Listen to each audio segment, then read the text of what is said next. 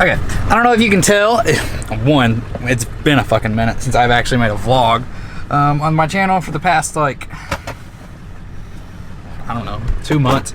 I've been just making cinematic videos. Yeah, so I haven't made a vlog in a while. More than likely, the Gatlinburg videos are gonna come out before this. And right before Gatlinburg, a week before Gatlinburg, I cracked the wheel, I cracked my barrel on my 3-piece rotiform. It's sitting right there. I cracked that barrel, and it was a fucking terrible week trying to get everything ready for Gatlinburg. But it is now the midst of the coronavirus pandemic. It is right now Friday, April 3rd at 4:30. So the world has changed a absolute immense ton since Gatlinburg back in September, October. I ended up cracking that wheel. I got it fixed. I drove fine in Gatlinburg. I got back, and then the day before I bought the van, which you've already seen that video if you watch my channel. If you don't, this is my daily driver. This is my 7.3 Power Stroke van that I got to build the interior out of and also use as a tow rig for the GTO. So I cracked the wheel again the day before I got the van. I parked the car for the winter. I wasn't really worried about it. I wasn't driving it. It was snowing. It was salt everywhere. So I didn't care. That's the reason I got the van. So I didn't have to drive the car in the winter and the salt and just shitty conditions. But now it is spring again. It is like 70 degrees today. It is amazing. And 2 weeks ago, right before all this coronavirus stuff started happening, I went with my friend Alex Sizemore and Skylar Perez, and we went as a media team, and we went down to Chattanooga, Tennessee for Riverside, which was the show last year that I debuted my car at. But this year, I decided to take a different route. It was the first time that I'd ever been to a show, and I completely dedicated myself to filming it. I made an after movie for it, so if you haven't seen that, click right here. Go watch that, please. I'd really appreciate that. But yeah, that was my first after movie. I'm really proud of it. Of course, there's a million different things that I'd want to change, and I wish that I could do differently, but that's how that went. Anyways, when we were down in Chattanooga, everybody's driving around in their stance cars, and I got so upset. I was like, holy crap, I really wish I had my car. I'd love to just go cruise around or whatever. And even when I get back home, like, I can't go do that because my wheel is still cracked, and I don't really want to go drive around again on the spare because I had to do that for like 2 weeks straight back in September when I was trying to get my wheel fixed. It cracked again. I had thought that it had just cracked on the weld because that's the only part that I'd seen the crack on. I took it back to the guys up at Rim Time in Lexington, Kentucky. They really took care of me. They charged me $100 to fix it for the first time, but then oddly enough, you'll see this in the Gatlinburg videos too, Dylan actually ended up cracking his wheel the same week that I did, right before Gatlinburg, the same wheel on the same spot in the barrel. And we didn't crack them on the same, at the same time either, or like going to the same place. But yeah, he cracked his wheel, so since I brought them business, when I brought the wheel back the second time to fix and they were gonna re-weld their weld, he did it for free, which I was very thankful for because I ended up getting home and it still wasn't holding air. So there's not a crack, I don't see a crack visibly, but I did find a spot like right around where the tire beads that it's just losing air just ever so slightly. So I'm just gonna do the right thing. I'm gonna go take the wheel apart.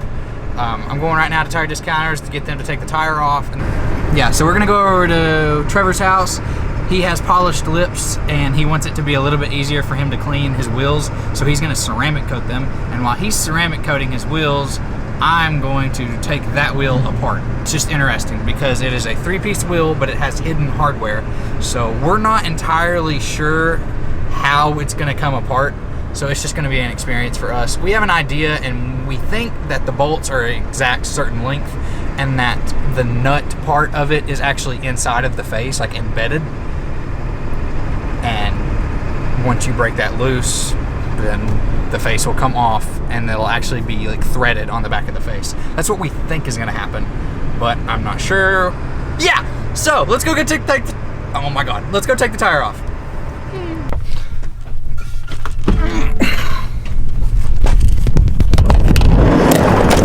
The hex key is on the top. Oh, you can't see that. Exactly. It's hidden hardware. Oopsies. So I should just be able to just break them loose. Yeah.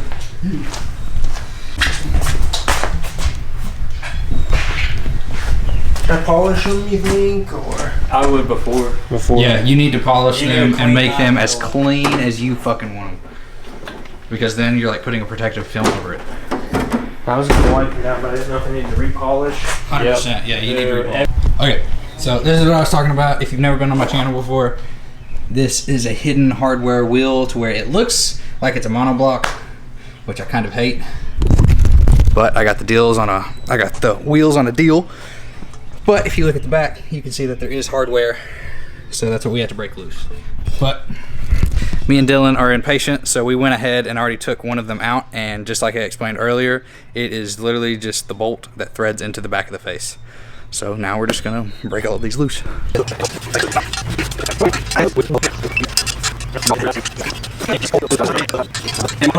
Thank you. I got you, bub. One more to go. Oh, yeah. What?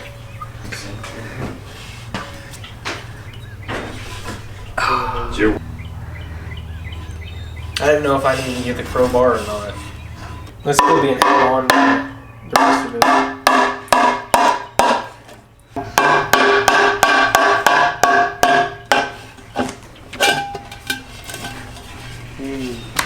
Yeah.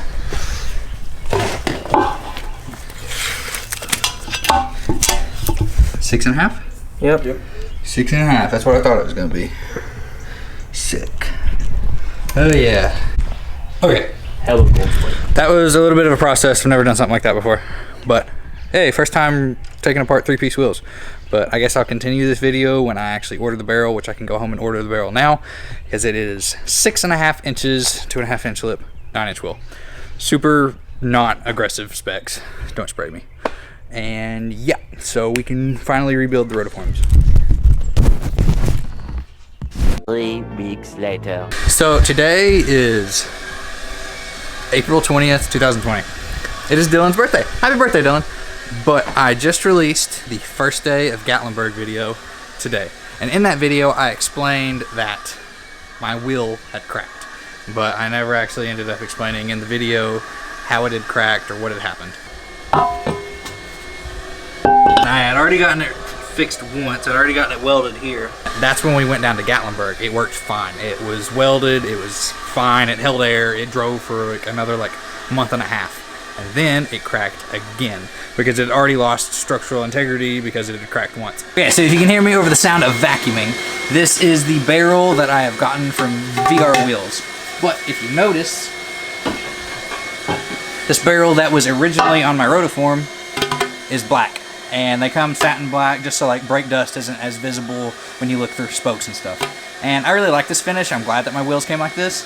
But when I was going through the specs on VR to actually get this wheel, it was like an $80 add-on to get it painted black.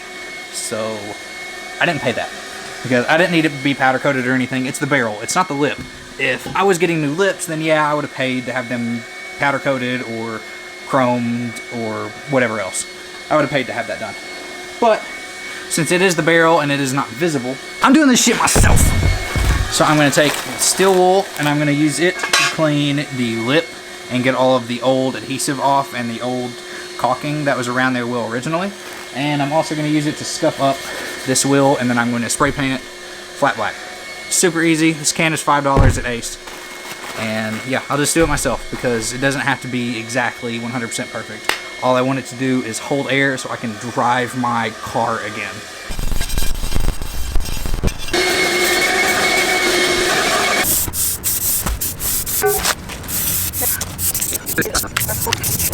Tomorrow. Yesterday I got the barrel and I painted it.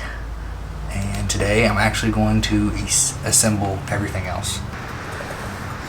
The thing that makes these wheels complicated is if you look, it is a hidden hardware wheel. So I don't actually have a bolt and a nut that tightens to it. The back of the face is threaded, so I put the bolt through the barrel, it goes through the lip and then into the face. So I can't see where the actual bolt hole is. So I'm having a little bit of trouble starting it. But once I get a few started, then it should all line up, and then I should be able to flip it over and then go from there. Okay, so what I'm going to do is I am going to use the old barrel, because it will slide into here because it is made for this wheel, and it's going to push up onto the face because I've already gotten a few bolts tightened. It'll push up onto the face and hold the face up, and then I can adjust how I need to.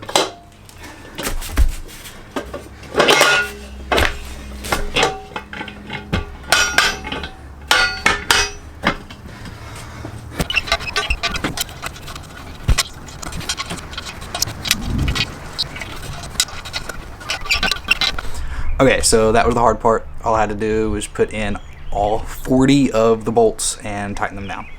That was the strong, tedious part that takes forever.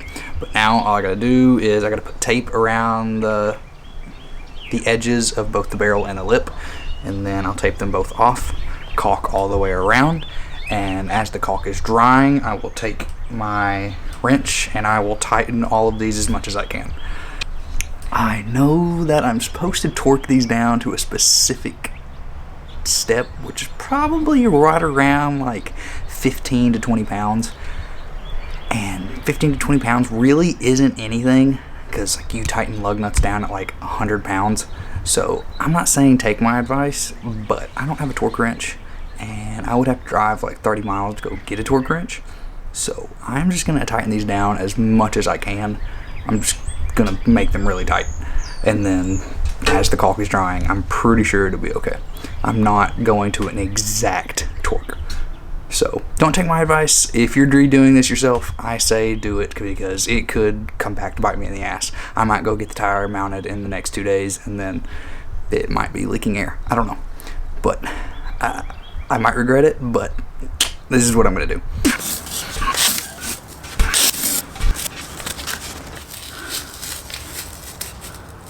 And I'm gonna run out of tape anyways.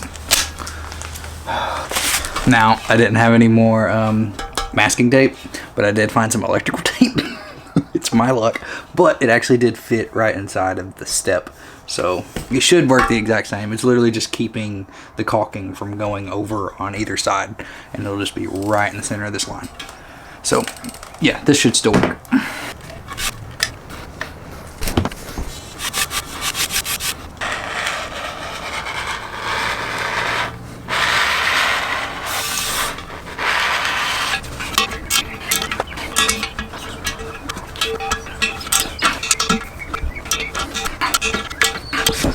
That was as tight as I could get them. I really think that if those are as tight as I can get them, and then the caulking came out good, which I think it did. If you saw, I rubbed it around with my finger and I got it into the crack, but then it kind of worried me because I was like, I can still see like the divot in between the lip and the barrel. So I was like, I'd rather make that like flush all the way across, even with the caulking. It was an old Chick-fil-A gift card that had expired already, and I just added more caulking around, and then I took the gift card and took it all the way around. So now the caulking is down in the groove where I pushed it with my finger, but it's also flat from lip to barrel.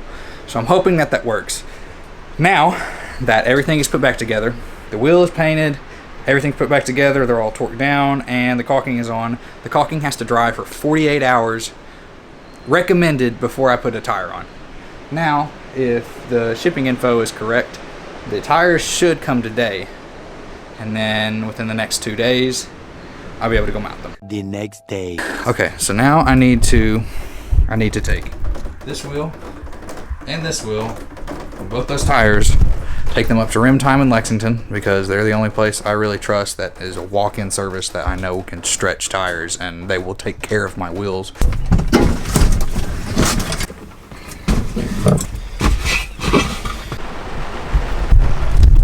Okay, I made it to Rim Time. It has been like, I don't know, probably like 30 something miles of interstate driving in the piss poor rain, and I despise that. I hate driving on the interstate in the rain. But we made it. We made it to Rim Time, safe and sound. Hopefully we can make it back home safe and sound. But let's go see what they charge to dismount one tire and then mount and balance one more. 12 seconds later. I'm not taking the tires in. That fucking sucks. I don't know what happened here, but I don't know if it has to do with the coronavirus or not, but they've had so many people quit in the last couple weeks that there's only 2 guys in there right now, and neither of them know how to run the tire machines, which is kind of weird. So they're just doing sales right now. They're only selling wheels and tires, but they're not actually mounting and balancing. So now I gotta go to Richmond and hope the tire discounters will do it, which I know they can. I know they can do it. It's just, I know this place knows how to stretch tires, so yeah. So I have tire discounters. I've been here waiting for 2 hours for 2 tires to be mounted and balanced. I hate this fucking company, and it is the reason that I drove another 30 miles north to go to Rim Time. And of course, Rim Time employees aren't there or fired, or I don't even know what the fuck happened, and they couldn't mount and balance. It's the reason that I drove up there. I hate tire discounters. Anyways, they charged me $55 to mount and balance 2 tires. 2! That's it! Just 2 tires. It would have been like maybe 30 at Rim Time. Like $15 a tire. Like, that's cheap. Besides the point, I asked them because I've gone to them before, and it's always the same manager that gives me so much trouble. I went to them before, and I was having a leaky valve stem at work, and one of my tires was flat. So I jacked the car up with a scissor jack that's in my trunk, took the wheel off, and I had them replace the valve stem. They ended up giving it to me for free because the manager that was in there that day is really nice. I asked the manager that was in there today, the dick that always gives me shit and always gives me trouble, I asked him about those valve stems. And apparently the valve stems are $75 a piece. $75 fucking dollars. By my math, they charged me $50 to mount and balance, and then he was going to charge me $75 a piece for the 2 valve stems. He came to me and he said it was going to be $230. But if you do the math, the mount and balance would have been $50, and then 75 plus 75 is $150. So it should have been right at $200, which is still ridiculous. I wasn't going to pay it. But where the fuck did he get the extra $30 that he was going to charge me? It just doesn't make sense. I said, I don't need the valve stems that bad. Here's one. I pulled one out of my pocket. I was just trying to replace them because the rubber seals around the edges, they're starting to dry rot, and that's the reason that mine failed before, is because it had dry rotted so much.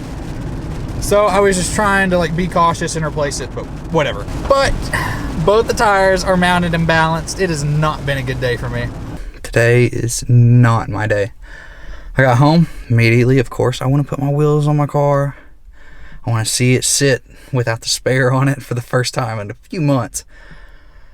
And they mounted the tires backwards. They are directional tires. I told them this. I said one is for the driver's side and one is for the passenger side. And they still mounted one of them wrong. I'm not going to run the directional tire backwards, so I guess I will go back to tire discounters in the morning and have them fix it. If Rim Time was open, I could have been home hours ago, and this would have been done right the first time for like half the price. But instead, I went to tire discounters.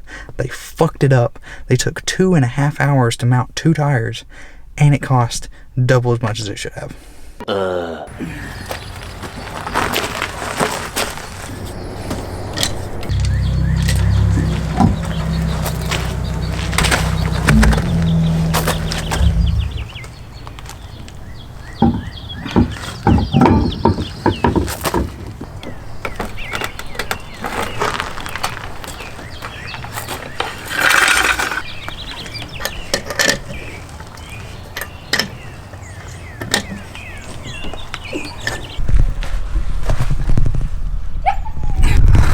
Okay, got both wheels on. It's a different day. Went back this morning, got the tire flipped because it was in the wrong direction. Little air compressor that we got, plug it up to my cigarette lighter because we actually don't have an air compressor, like a plug-in one here. And make sure that all the tires are at least 45 to 50. And then I'm gonna go drive it. for the first time in a long time, and hopefully have a peace of mind while I'm doing it.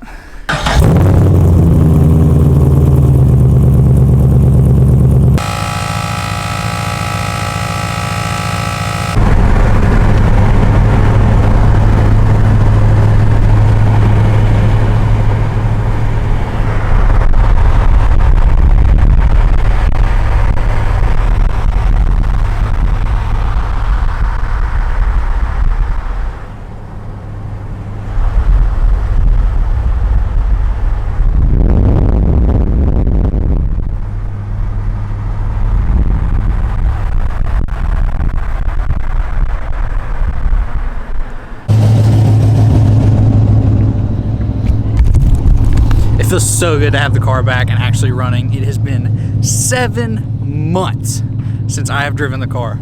And this is actually the first time that I've had my car, Dylan's had his car, and Trevor has had his 86, and they've all been together at once. We all have Vertexes. It feels good. Yeah, we noticed that when we were all getting our cars, we were like, oh, we all have Vertexes. Yes. I've had a lot of trouble getting this tire mounted and all this wheel situation done, and I didn't expect to have that much trouble. But hope you enjoyed the video. If you did, like, comment, and subscribe. I'd really appreciate it. But I will see you in the next one.